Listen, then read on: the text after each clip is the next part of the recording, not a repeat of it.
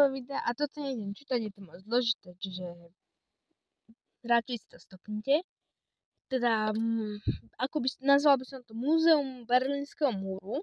Je to jedna zo zachovalých častí Berlínskeho múru a donútra sa nedá ani dostať, čiže to je v tom nevýhoda. Akože my sme o tom aj nevedeli, čiže to je len také, aby ste vedeli o tom, že tam asi aj nemusíte ísť podľa mňa.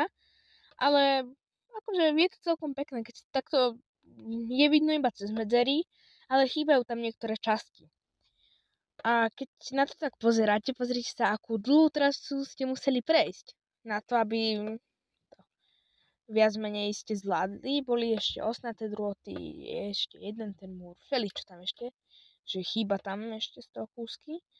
My sme si mysleli, že do tej veže sa dá ísť, ale je ešte jedna vec, takéto, do ktorého by sa malo dať ísť a chystáme sa tam ešte cez toto leto by sme tam chceli ísť.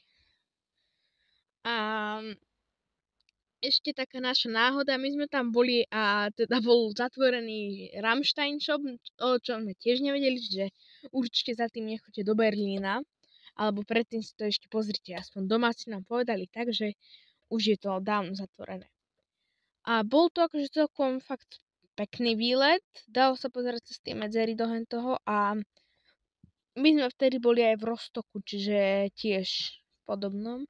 Po celom Berlíne máte takéto a o tom už mám zvlášť video top veci v Berlíne, len berlínska zoo je veľmi pekná, ale z nej mám len málo fotiek. Určite urobím druhé video o tom, aby ste mali viacej fotiek. Teda bol tam aj nejaký, teda tí, čo zomreli tam. V Berlíne si môžete kúpiť aj kúsky berlínskeho múru, sú tam viac menej všade, aj na námestí, všeli, kde máte tie berlínske múry, akože. Boli tu aj fotky toho, všeličo. V tom Nemecku sa dá toho obehať veľmi veľa a je to tam aj pekné.